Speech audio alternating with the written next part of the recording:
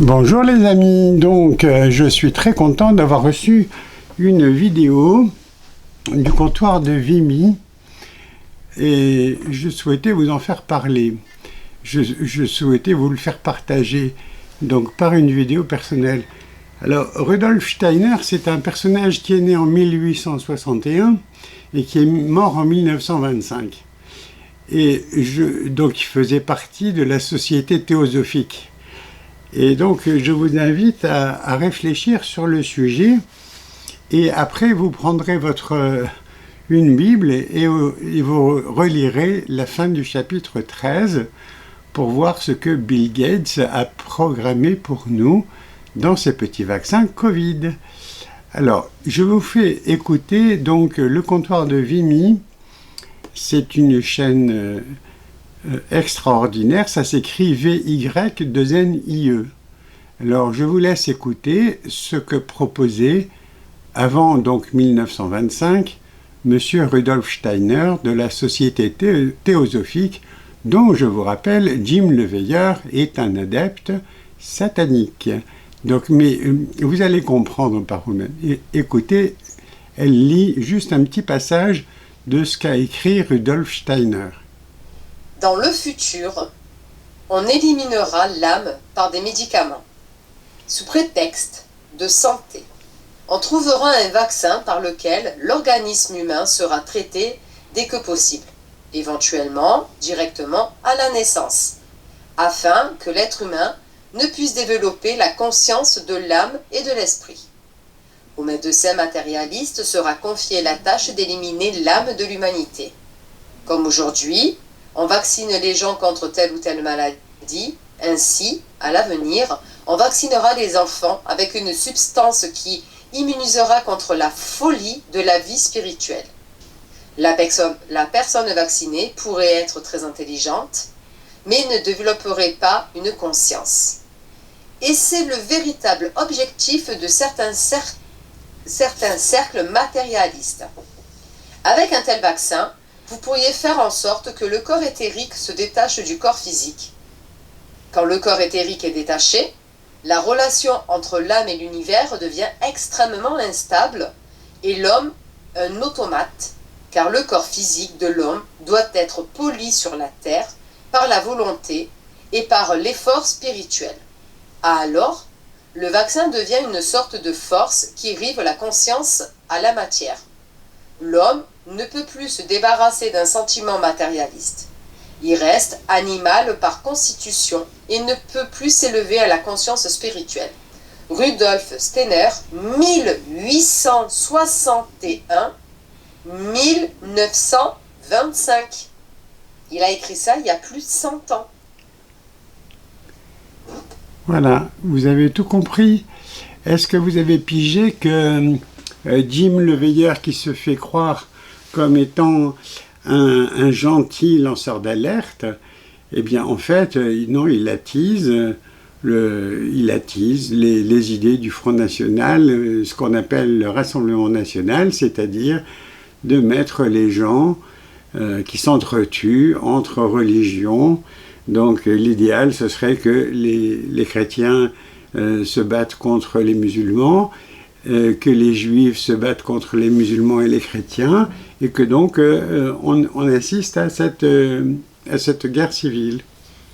Mais donc ça fait 30 ans qu'on donne aux enfants du fluor, en leur disant c'est bon pour vos dents, et en fait c'est un métal qui permet de diminuer l'esprit de l'être humain, et donc ça modifie son caractère et sa capacité à se ressourcer au spirituel. Donc pensez bien que c'est pas par hasard que Rudolf Steiner en a parlé. Alors les grandes épidémies de la grippe dite espagnole avaient été faites par des Américains qui avaient envoyé leurs troupes en Europe. Et en fait, c'est le virus qui n'était pas du tout stable, et donc ça a propagé la grippe, et ça n'a touché que les personnes jeunes. Rappelez-vous, donc c'était en 1918. Donc cette grippe espagnole, elle avait pour but de toucher une population qui était fragilisée, parce que, évidemment, les années de guerre ont fait que ça a été, tout le monde était dans une extrême pauvreté, et n'avait pas les moyens de prendre de la vitamine C correctement. C'est la principale vitamine qui est anti-infectieuse. Donc il faut bien comprendre que l'idée d'un vaccin a été contrecarrée par l'opinion du médecin, physicien et pharmacien qui s'appelait, qui était le détracteur de Louis Pasteur, qui était, le nom m'échappe, ça y est, j'ai un trou, comme quoi il faut toujours avoir des notes. C'était le docteur Antoine Béchamp. Voilà, ça me revient.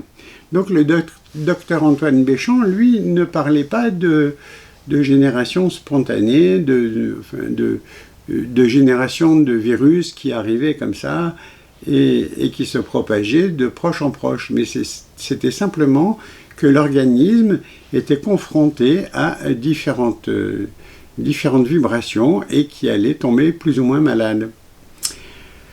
Alors, est-ce que vous savez que dans les années 1950, on a utilisé pour la première fois les épandages aériens avec du iodure d'argent pour essayer d'ensemencer les nuages pour qu'il pleuve, pour déclencher la pluie.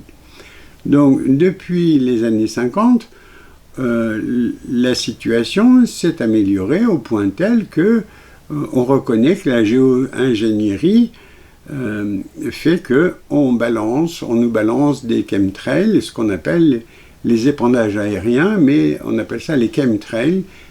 En anglais, ça veut dire chemical trail, c'est la traînée des avions. Et la traînée des avions, alors il y a deux types de traînées. Il y a la véritable traînée qui s'appelle le contrail. C'est la vapeur d'eau qui avance, qui sort de l'appareil, mais qui avance en même temps que l'appareil avance.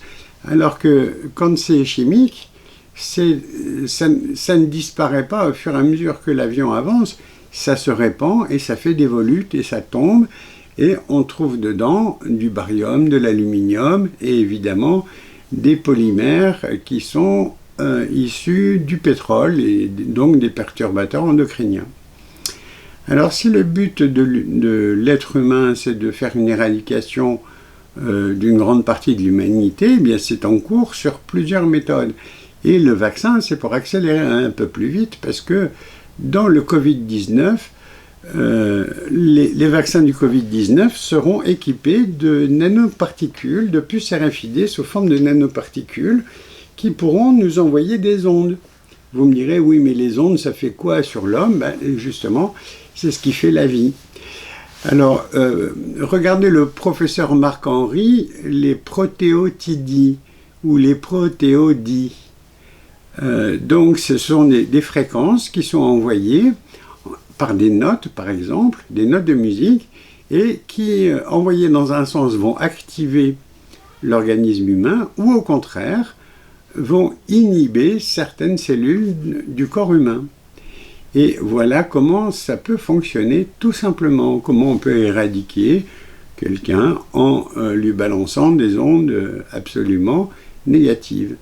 Donc on nous fait bouffer des nanoparticules de titane dans les bonbons chez Haribo par exemple, et les nanoparticules servent d'antenne. Et grâce à la 5G et au compteur Linky et au compteur de l'eau maintenant, donc on est complètement envahi de réseaux d'ondes, et n'importe qui peut balancer des fréquences pour dire, bah tiens, dans tel quartier, on va leur balancer des ondes absolument négatives pour qu'ils tombent malades d'une pathologie particulière. Alors ça peut être une infection ou ça peut être un symptôme qui ressemblera à une infection, mais qui ne sera pas une infection. Et il y a des médecins qui ont inventé dans les années 1930 des fréquences, enfin qui ont trouvé les fréquences pour tuer les parasites humains et les microbes humains. Donc, faites vos recherches, j'en ai parlé antérieurement, et puis Sylvanus Rotard en avait parlé également dans ses vidéos il y a quelques mois. Voilà, donc on veut nous supprimer notre âme et on veut éradiquer un maximum de population parce que on dérange un petit peu trop ceux qui ont l'argent dans le monde et qui estiment qu'on est trop difficile à gérer parce qu'on est trop nombreux et qu'il vaut mieux supprimer un maximum de monde pour garder que quelques esclaves. Et donc, la puce RFID va nous rendre comme des petits esclaves et des petits moutons.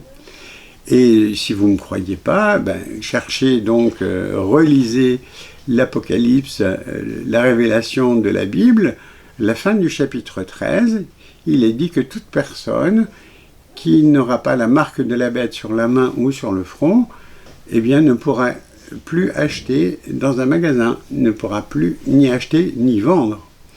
Donc voilà où on en est, c'est écrit, c'est programmé, ça a été dit par Rudolf Steiner, qu'on veut supprimer notre âme et nous transformer en animaux dociles. Et la puce RFID avec la 5G, eh bien, amène à ce sujet-là. Donc, je ne comprends pas trop pourquoi le professeur Raoult aime bien les vaccins, puisque il a démontré que contre le Covid, nous avions le quinquina, donc sous forme de plaquenil, et nous avions l'artémisine, donc sous forme d'armoine. Ce sont des plantes qui poussent tout à fait naturellement et qui sont à la portée de tout le monde. Alors je ne comprends pas pourquoi il aime les vaccins. Peut-être qu'il a été formaté par l'établissement pour que les gens se soumettent à une vaccination. Voilà, je ne comprends pas trop. Ou alors il a pas pigé. Enfin voilà, je vous remercie bien de votre attention et je vous souhaite une bonne journée. Et puis, préparez des petites réserves alimentaires parce qu'il est fort possible qu'on s'achemine vers une famine. Je vous parlais de la géo-ingénierie. Vous avez vu qu'au mois de septembre, il y avait déjà de la neige sur les Alpes. Et donc, ce sont bien nos scientifiques de l'esprit malin qui travaillent sur le sujet de nous mettre des poisons dans l'atmosphère. Voilà, bonne journée à vous, réfléchissez, faites du stock alimentaire, parce que il risque d'y avoir quelques petits problèmes de famine sous peu. Bonne journée à vous, au revoir.